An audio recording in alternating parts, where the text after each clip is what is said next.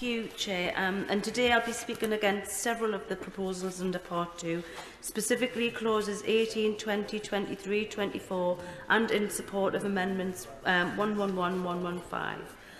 My position on the Northern Ireland Affairs Committee has allowed me to hear a range of views on the legacy of the Troubles, and the reality is that victims and survivors groups have been let down for decades, with successive governments preventing them from finding the truth about their loved ones and failing to investigate the most horrific crimes. And it's now a sad reality that there can be no perfect solution to how we address the legacy issues, but because there's simply too much division, there's too many lives that have been lost for that to really ever be possible. However, we must one day accept that we're going to have an imperfect solution, but this doesn't mean we have to accept this bad one.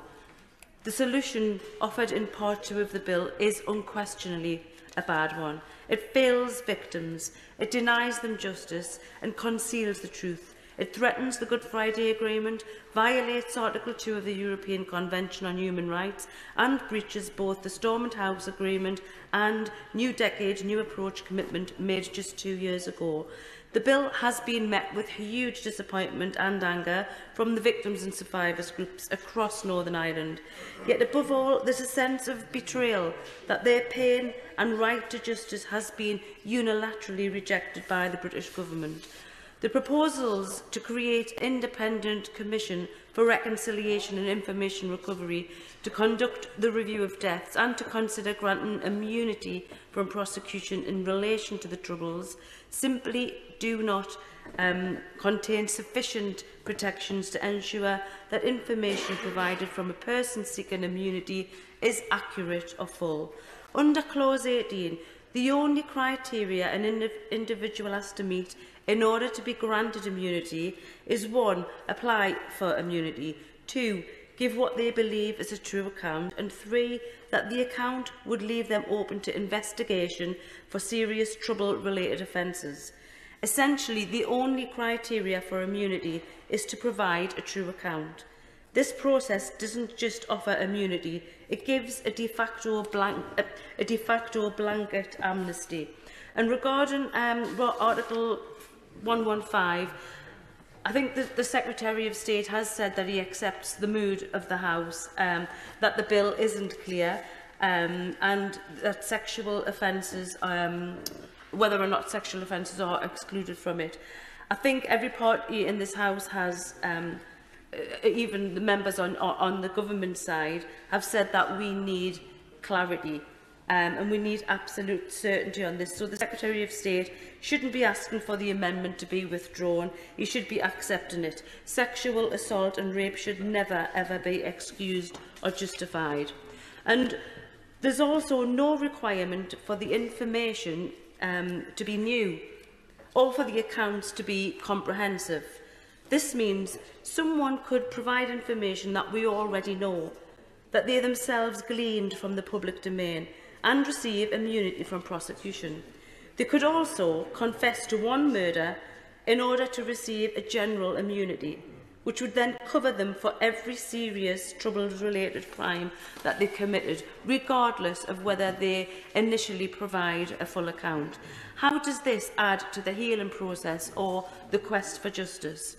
And furthermore, the legislation offers no thorough process of verification to test what is being said is true. And if the information is later proven to be false, then the immunity still stands. Shockingly, Clause 20 specifically states that there is no requirement to corroborate what a person seeking immunity says with any other person.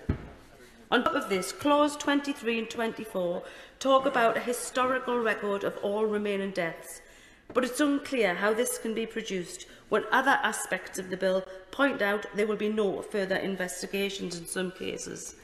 What happens in cases where there hasn't been? If this bill passes, there wouldn't be any investigation or review, so the historical record would inevitably be inaccurate and or incomplete. How can this give any comfort to families who have waited for years to find out what happened to their loved ones? How can people have any faith that accounts given are a true and accurate report?